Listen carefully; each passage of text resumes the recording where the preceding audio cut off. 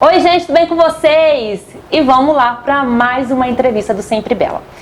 E aí, hoje a entrevista é muito legal. Você já ouviu falar do chá ayahuasca? Já ouviu? Então vem com a gente. Não ouviu? Então vem com a gente também, porque tem muita coisa legal para vocês saberem.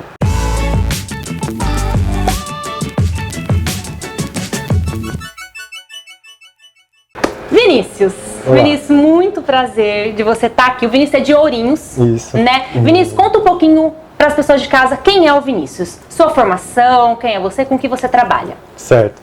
Bom, eu tenho uma formação diferente do que eu atuo hoje atualmente, né?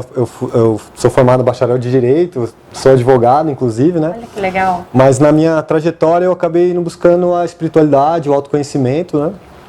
E aprendi muito com o xamanismo, né? E as terapias holísticas e resolvi buscar distribuir um pouco daquilo que eu havia aprendido dentro desse universo, que é um universo tão vasto que a maioria das pessoas não conhece, né? O universo do autoconhecimento, da espiritualidade e do xamanismo, né? O xamanismo, o que é o xamanismo? Você vai falar, o que é isso, gente? É de comer, é de conversar? O que é? O que é o xamanismo? Conta pra gente. Então, a gente falar de xamanismo está envolvido em muitas práticas ancestrais, né, que remontam desde o início da humanidade, né? A humanidade sempre teve esse contato com os xamãs, mas esse é um nome genérico para dizer uma pessoa que é um curador ou uma pessoa que se dedica a estados de expansão da consciência daquelas pessoas. Aí, a partir disso, desses estados de expansão da consciência, a pessoa ela pode encontrar uma cura, um insight, ou um entendimento, uma compreensão maior da vida dela e da sociedade a qual ela está inserida. Entendi. Tá. Então, dentre isso, você conheceu a ayahuasca. É a ayahuasca? Como é que é falado? Sim. Aí também, né? A ayahuasca ela é um preparado dessas duas plantas amazônicas. Enquanto essas plantas apenas tem na Amazônia. Na Amazônia. É a chacrona e o mariri, né? São não é nem certo falar bebida, é chá. O correto é falar uma decocção, que é a mistura dessas duas bebidas a partir de um fervimento. Quem que teve essa ideia? De onde veio? Então, existem uns estudos assim, antropólogos que falam que a ayahuasca ela tem de 300 a 400 anos. Muito tempo. Que foram os indígenas da Amazônia, os nossos indígenas da Amazônia brasileira, peruana, né? Existem outras evidências que falam de mais de 1.000, 2.000 anos, né? Mas isso, questionar quem descobriu isso foram os povos nativos, né? Mas como, dentro da sabedoria das ervas e da sabedoria do conhecimento da mata mesmo, eu acredito que eles estavam em estado de inspiração divina, que é uma coisa que os xamãs buscam mesmo, né? Um estado de transe espiritual, e aí a partir daquilo ela consegue ter um vislumbre, um conhecimento para saber como trabalhar e misturar duas plantas entre tantas, né? Sim. Que chega a essa questão da misturação, eu já ouvi dizer que a preparação dessa cerimônia já começa desde a preparação do chá. É mesmo ou não? É como se faz um chá normal em casa, de camomila, vai lá, de erva doce, e dá a pessoa tomar. Não, como é que é essa preparação desse chá? Sim. Então, isso vai muito da tradição das pessoas que estão fazendo. Porque, como por exemplo, o Santo Daime, que é também uma prática que usa o Santo Daime é o quê? É uma prática? É uma religião brasileira que o padrinho fundador, ele buscou com os índios brasileiros, né, peruanos, aquela região amazônica, né? Buscou com eles, recebeu o conhecimento do uso da ayahuasca e fundou uma religião a partir disso, que é o Santo Daime. Entendi. Né? E aí, a partir disso, o Santo Daime, que é a maior religião ayahuasqueira do Brasil, muito difundida, e tem as igrejas, e tem estatuto, né? Um uso bem estruturado no Brasil. Sim. Então, eles têm os rituais, as cerimônias deles para fazer o Santo Daime, com os cantos, com as músicas, claro, tudo isso muito, muito sacralizado. Realmente não tem esse uso, como a gente imagina, muito cotidiano, né? Não, eles têm todo um ritual, toda uma preparação ali para fazer da melhor maneira possível. E nas tradições xamânicas acontece da mesma maneira, só que não dentro. Cada xamã, cada pessoa que trabalha nessa linha tem uma maneira de produzir, de fazer, né? Tá, então tem realmente já um processo, já começa ali na hora que você está então fazendo o chá. Isso. Já começa toda a preparação. Porque, assim, para quem não conhece a ayahuasca, eu acho que uma primeira coisa que ela nos traz é um estado de sacralidade para com tudo, né? Então você começa a ver o sagrado em todas as coisas. Isso é uma coisa que a pessoa cotidiana da cidade, ela não está acostumada, né? Para nós tudo é muito profano, né? Como se diz, tudo é muito comum, tudo é muito cotidiano. Tudo muito superficial, né? Muito Exato. superficial. Isso, exatamente. E aí, quando você está nesse universo da ayahuasca, das medicinas da natureza, principalmente as expansoras de consciência, você entra em contato com uma sacralidade da vida, então o seu olhar para as plantas, para a natureza, para a terra, tudo isso muda muito, para a cura, para si mesmo, para o autoconhecimento, né? Então, quando você está inspirado, seja na força da medicina, ou seja na força de outras medicinas, o seu contato com a natureza, ou com os elementos, com as ervas ali, já é muito sagrado, né? Então você literalmente põe seu coração, você põe a sua verdade naquilo que está sendo feito. Sim, até talvez em respeito até com as pessoas que irão tomar aquele chá, né? Sim. Porque é uma transformação, né? Claro. É tudo isso. Antes de você responder, eu quero que você fique aí com essa perguntinha. Ayahuasca é droga ou não? É alucinógeno ou não? Quero muito que você responda isso pra gente. Mas antes, vamos pra dica da Prime Beleza Cosméticos. O dia do par perfeito, aquele que te completa, o Namore-se está chegando. Dia dos Namorados é aqui na Prime. Dê uma olhadinha nesses kits maravilhosos. Come on.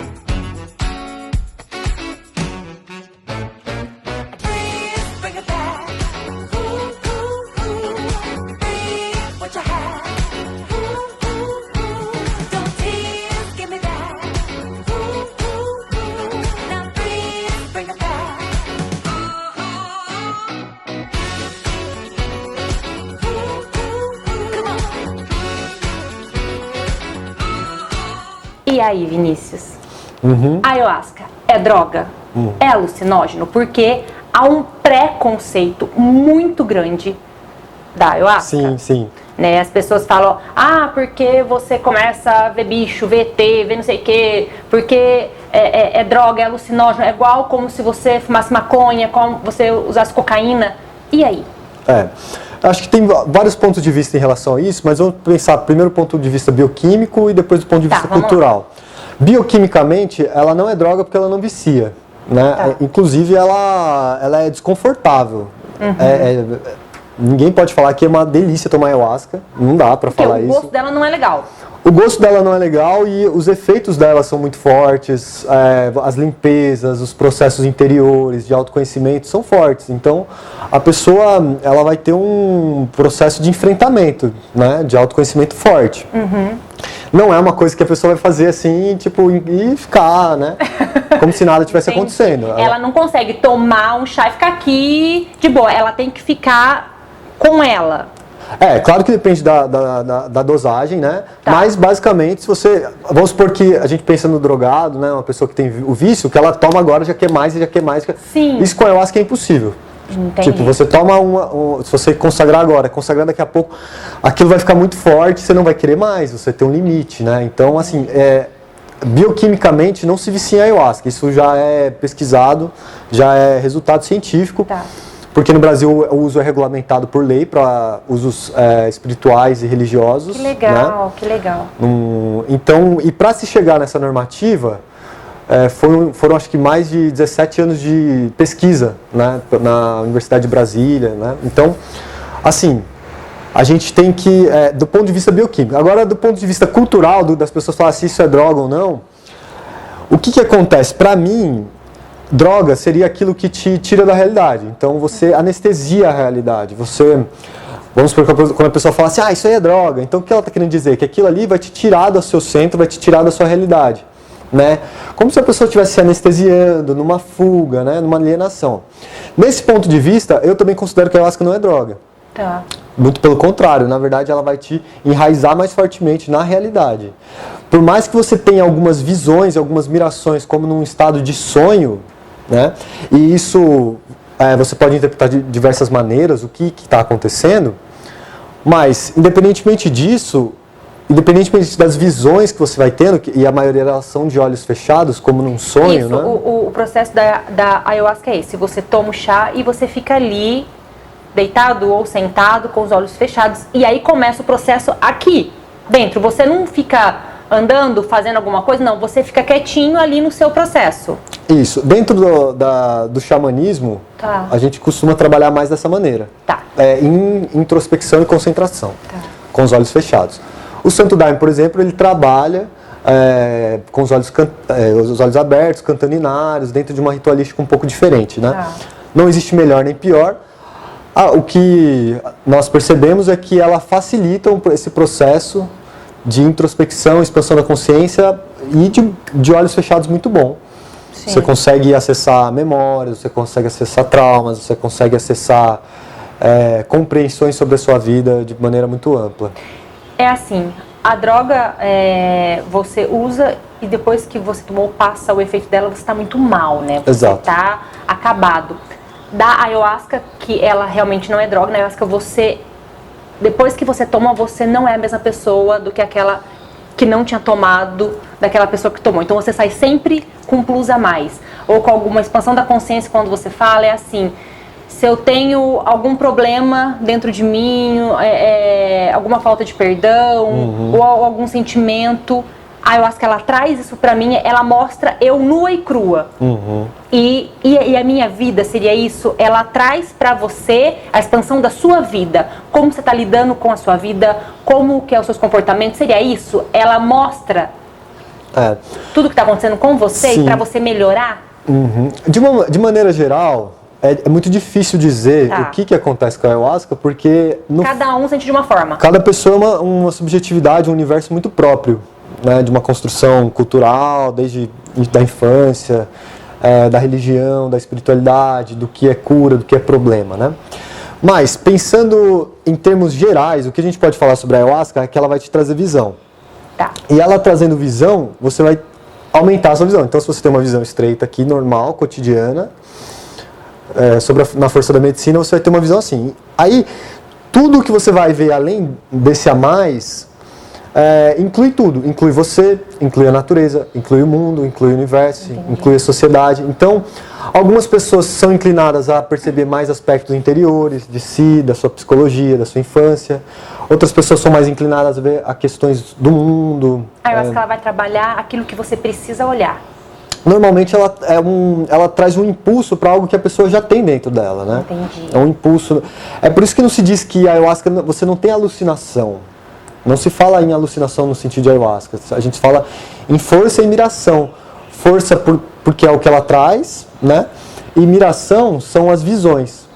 Então, se você, por exemplo, vê um elefante na força, por exemplo, de olhos fechados, não é uma alucinação de elefante como se aquilo fosse uma coisa aleatória. Aquilo é um símbolo dentro do seu universo, da sua vida, do seu universo pessoal, dentro do seu universo cultural e dentro do universo coletivo também, a qual todos estamos inseridos. Né? Tá, vamos lá. A pessoa, o chá, você toma um copo, meio copo, qual é a quantidade desse chá que se toma? Quantas vezes eu posso? É uma única dose, isso demora o quê? 1 hora, 2 horas, 3 horas? Eu vi, super legal, o Alok. Ele ele foi pro Acre, se eu não me engano, e foi muito legal. E ele ficou, na verdade, 12 horas em trabalho. 12 horas. Então, como é que é? Realmente é 12 horas? Não, Laís, pode ser menos? Em questão de quantidade que você toma? Como é que é? Fala um pouquinho pra gente sobre esse processo. Então, tudo isso aí pode variar muito a depender dos objetivos que você está buscando, né? Então, por exemplo, primeiro você fez a pergunta a respeito da quantidade. Isso depende da concentração. Existem medicinas extremamente concentradas e outras nem tanto. Então, uma medicina não tão concentrada, talvez você precise de um trabalho de 200 ml, 250 ml, né? Um copo grande. Outras, você usa uma ayahuasca mais concentrada, então você toma 100 ml, 50 ml, até, se for muito concentrada, 20, 30 ml, né?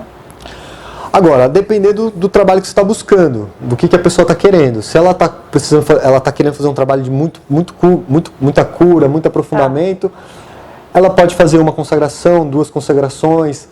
Existem, por exemplo, no Peru, eles fazem retiros, então consagra durante uma semana várias vezes, né? No Santo Daime se costuma se consagrar de 15 em 15 dias. Alguns xamãs recomendam você consagrar uma vez por mês. Então isso depende muito do que a pessoa está buscando. Da necessidade que a pessoa tem. Então a pessoa ela pode uma vez por semana, como uma vez por mês, ou uma vez na vida e nunca mais. Isso, exatamente. Uma vez por semana é raro. Assim, por exemplo, às vezes quando a pessoa tem uma coisa, por exemplo, uso de drogas, histórico de uso de drogas, pode ser que aconteça essa necessidade da pessoa consagrar mais, né? Tá.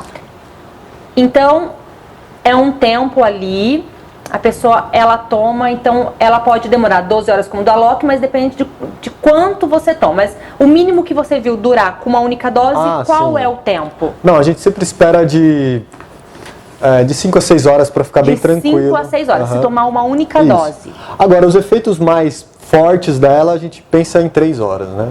Tá. Os efeitos mais proeminentes, assim, né?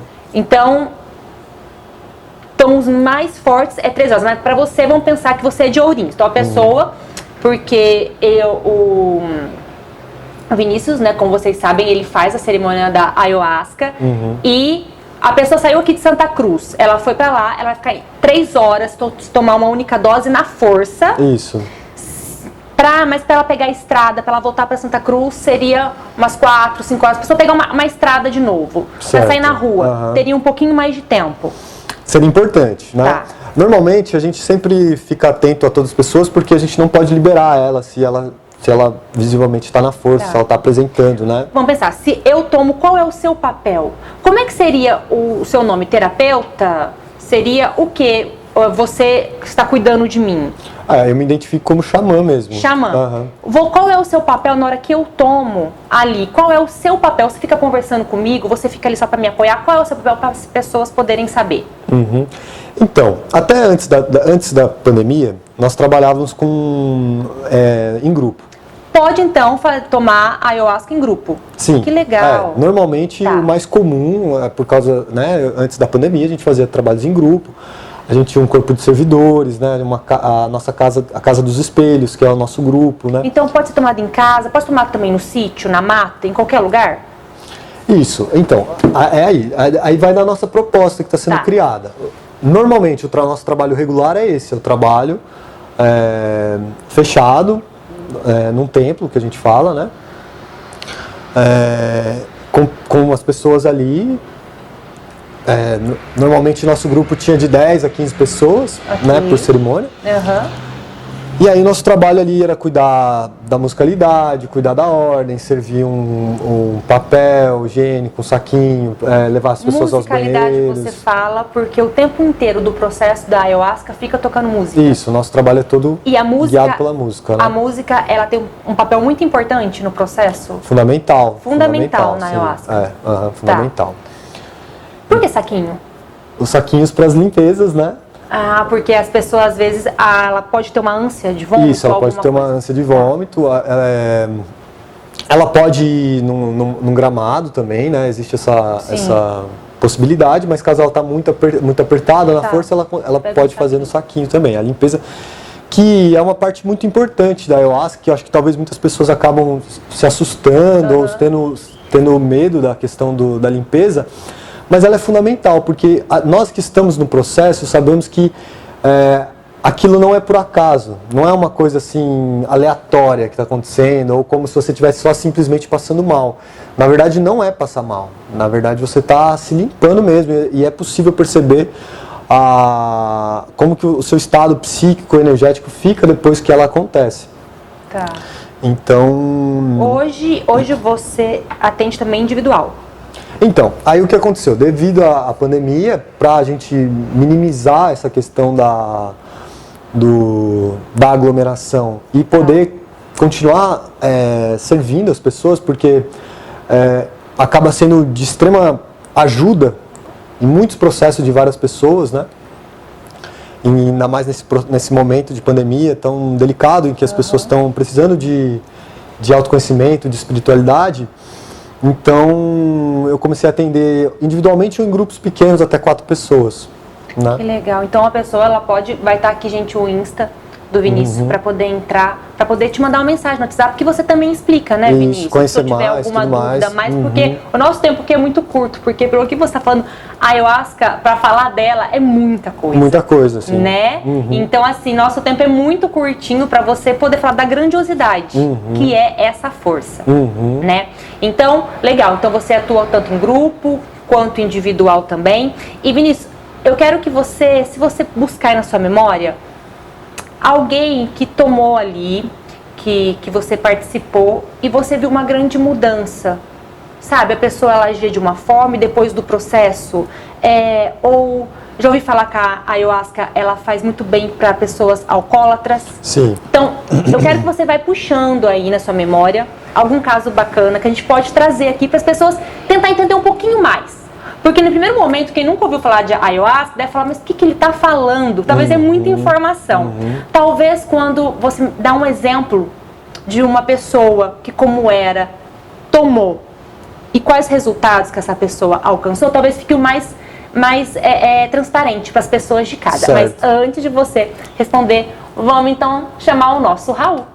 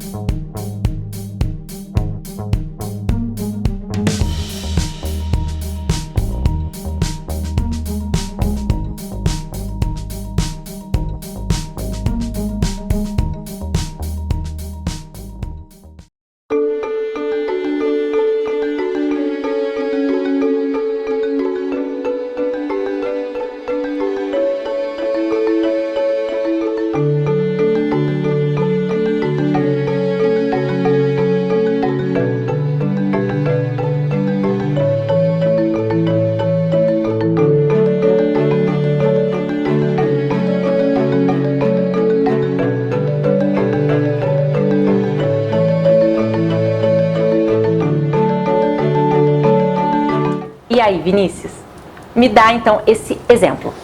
Tem alguém que vem na sua cabeça? Nossa, são muitos, né? São vários. São Nossa, muitos, então, por favor, um ou dois. São muitos exemplos, assim. Eu acho que os casos interessantes... É porque, assim, muito da transformação da ayahuasca é dentro de um contexto interior. Então, a sensação, é como a pessoa se sente com o mundo, como ela olha para as coisas, a conexão que ela tem com a natureza, a conexão que ela tem com a própria humanidade, a forma como ela enxerga as diferenças, né? Dentro enfim, desse universo tão vasto que a gente vive, né? Agora, o que eu acho que todo mundo quer ver são realmente mudanças, transformações palpáveis, né? Então, transformações muito, muito boas assim que eu pude vivenciar, ter perto de mim, foram relacionadas ao uso de drogas. Que legal! Né? De pessoas que vinham de uma linha de uso pesado de drogas, seja o crack ou seja o álcool, enfim, quase todas as drogas ela tem um impacto muito positivo, assim. Não é uma garantia absoluta que a pessoa vai entrar para a ayahuasca e ela vai se curar, mas é uma possibilidade. Isso é muito importante, né? Que você comentou comigo, que as pessoas que estão fazendo tratamento, não é para abandonar nada e partir para a ayahuasca. A ayahuasca seria mais um braço para ajudar essa pessoa no tratamento, ou do alcoolismo, ou das drogas que você falou, ou da própria depressão, né? Então não é para a pessoa deixar de nenhum tratamento que esteja fazendo. Apenas a ayahuasca vem para ajudar. Sim, perfeito. Em relação à depressão mesmo, a Universidade de Campinas, a Unicamp, ela demonstrou pesquisas muito boas em relação a resultados com o uso de para depressão, né? Agora, o que a gente vê, o que eu vejo na prática, assim, é as pessoas renascendo de uma forma muito ampla, se encontrando na vida, vendo mais sentido no que elas fazem, sendo mais amorosas dentro da vida delas mesmo, né? Então, por exemplo, eu acho que os maiores benefícios da ayahuasca, por exemplo, já vi a pessoa, ela tinha uma dor no estômago por 2 anos e parar, não tem mais dor no estômago, né? Mas eu acredito que os maiores benefícios são existenciais mesmo, em relação a como ela enxerga a vida, como ela sente a vida, os propósitos então, que ela busca. Nesse processo, você já viu gente usando droga, como você falou, não é algo assim que você vai bater o martelo, mas é algo que ajuda. Você então já viu gente que tomou e no processo das drogas conseguiu parar? Sim, sim. Com efeitos muito rápidos às vezes não tão rápidos, outros muito rápidos. Como de álcool também, você viu pessoas com uso excessivo de álcool, tomou a ayahuasca, conseguiu ter essa limpeza. Sim. E também... E muitas pessoas falam, mas está substituindo. Na verdade não substitui, porque um alcoólatra ele bebe todo dia, né? E a medicina você vai tomar numa fase mais forte. E o chá também não é um álcool, né? Não é... Claro. Né? Você vai usar 1 ou 2 vezes por mês, então é bem diferente o uso, né? Algumas pessoas trazem essa, mas não está substituindo. Não tem nada a ver, assim. A pessoa no estado de droga, ela fica completamente entorpecida. A pessoa que faz o uso da medicina, ela fica consciente. Sim. Né? E Vinícius, pra gente finalizar, fala um pouquinho pra gente o que é a peia. Peia? Que muitas pessoas que sabem um pouquinho mais de ayahuasca têm um pouco de medo da peia. O que é a peia? Então, a peia, falando de uma maneira bem simples, ela é um enfrentamento da sua sombra interna, interior, que todo ser humano tem, que é uma coisa humana, né? Todos nós temos traumas, dores, questões de aceitação, né, do nosso próprio ser. E o que acontece? Quando a gente é criança e começa a crescer, quando nós somos defrontados com essas questões mais dolorosas, mais difíceis do crescimento, nós tendemos a reprimir isso dentro do nosso inconsciente, né? Então, a peia é um momento que... Dores, traumas, medo, né? A gente vai tudo reprimindo, a criança vai reprimindo. Aí, nesse momento de expansão da consciência através da medicina, esses traumas, essas dores, alguma desses conteúdos, eles começam a se tornar presentes, eles se tornam... emergem na sua consciência. Então, pode vir através de um sofrimento e a pessoa não querer encarar aquilo. O sofrimento é por ela realmente não querer encarar, né? Porque, de fato, se ela soltasse, se entregasse ao processo, provavelmente ela passaria aquilo como uma dor, mas não exatamente como um sofrimento tão difícil quanto pode acontecer. Às vezes, realmente, a pessoa pode passar por um trabalho bem difícil, né? É por isso, então, até que nós estamos ali no auxílio, ajudando, tanto antes do trabalho quanto depois. Qual é a sua dica quando a pessoa entra em sofrimento? Como você ampara essa pessoa e qual é a sua dica para essa pessoa sair do sofrimento? Olha, eu acho que o primeiro ponto importante de lembrar a pessoa é ela lembrar que ela consagrou o chá, ela consagrou a medicina. Então, porque às vezes ela acha que aquilo é o que está acontecendo na vida dela, assim, de uma forma muito real. E na verdade ela está experimentando um processo. E esse processo ele tem começo, meio e fim. Então, o começo é a consagração, o fim é quando a força passar. Então você lembra, pessoal, olha, você consagrou a medicina, aguarde um pouco, ainda tem algumas horas, algum tempo para... E aproveita Isso, aproveita essa força. Aproveita esse momento para olhar, para sentir, para avaliar, para ressignificar tudo que está vindo. É um trabalho de cura, né? Pelo menos eu enxergo assim, como um trabalho de cura. É uma cura na alma, né? Sim. Uma cura na essência. E aí, a partir disso, vem as curas físicas e as outras curas, de uma forma mais específica, né? Mas então, a primeira coisa eu diria isso para ela, a segunda coisa é respirar, né? Pensar coisas boas, não se entregar tanto para aqueles pensamentos mais negativos, né? Sim, prestar atenção na música, porque normalmente as músicas você está ali para ir puxam... encaminhando mesmo essa pessoa para ela sair daquele sofrimento, né? Isso. Vinícius, assim... Aprender o máximo possível, Aprender o máximo possível, para ela saber que aquilo não é sofrimento. Aquilo, aí eu acho que está querendo falar algo para ela. Então aproveita e limpar isso. Porque se ela ficar nesse sofrimento, é perigoso ela ir para casa e ficar aquilo na cabeça, né? Aquele sofrimento.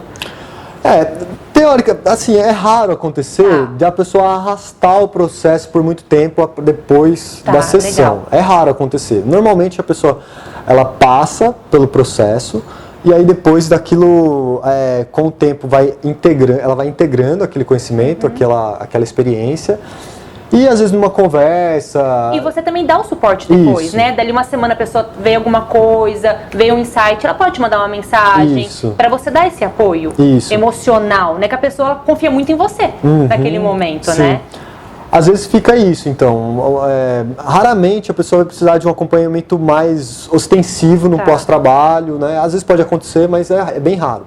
Normalmente a pessoa consegue entender, ter toda a compreensão durante a sessão e alguns insights, uma integração da experiência vai acontecendo em 1 a 2 semanas depois.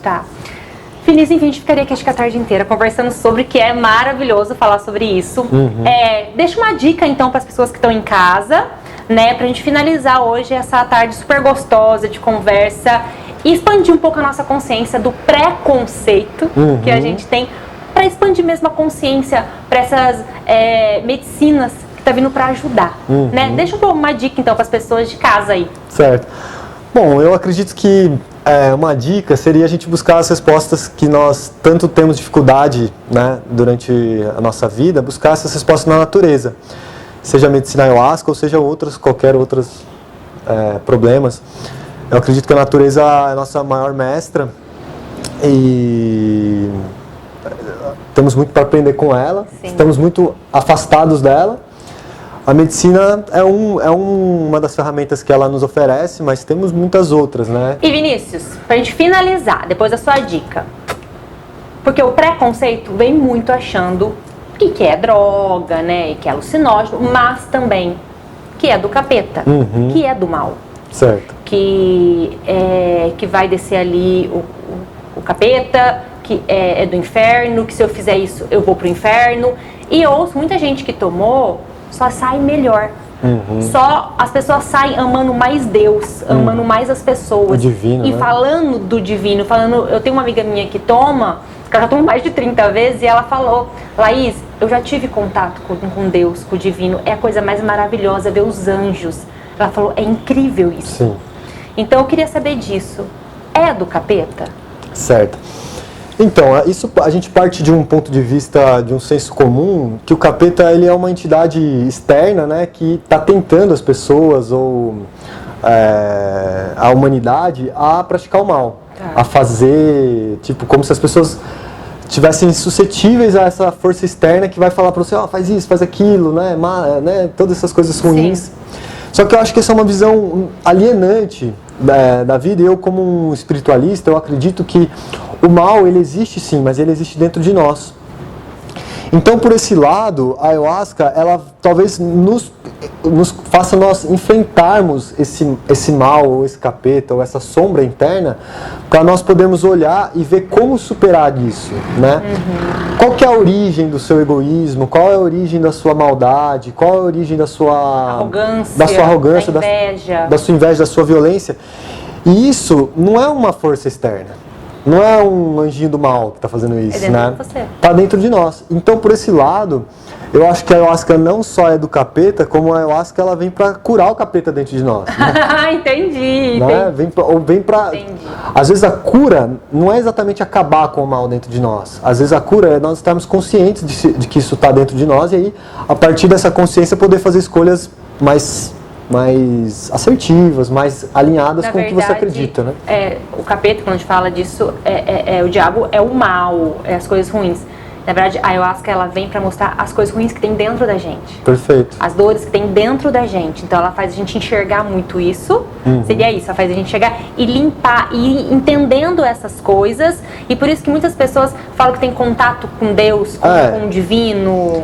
Eu, por exemplo, tenho muita visão de Cristo, de Jesus, assim, né? E as pessoas falam assim, mas esse Cristo que você está vendo aí não é o Cristo de verdade, porque ele não vai aparecer na força da ayahuasca, né?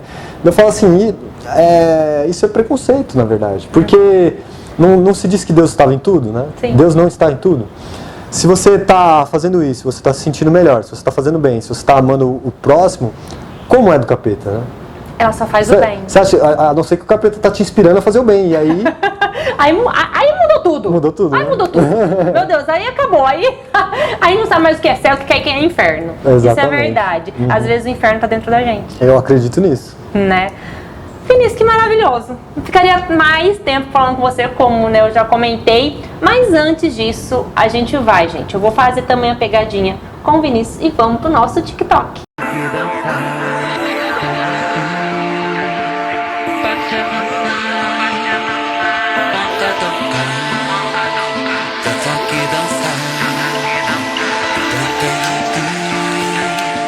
Quero agradecer imensamente aos parceiros de hoje, Letícia Crivelli pela decoração, pelo look Isabela Carlito, pelos calçados, Carlito Calçados e pela make e cabelo Poli do Ateliê Dias. Obrigada pela sua companhia no programa de hoje e lembre-se dos 3 Cs, curta, comenta e compartilha.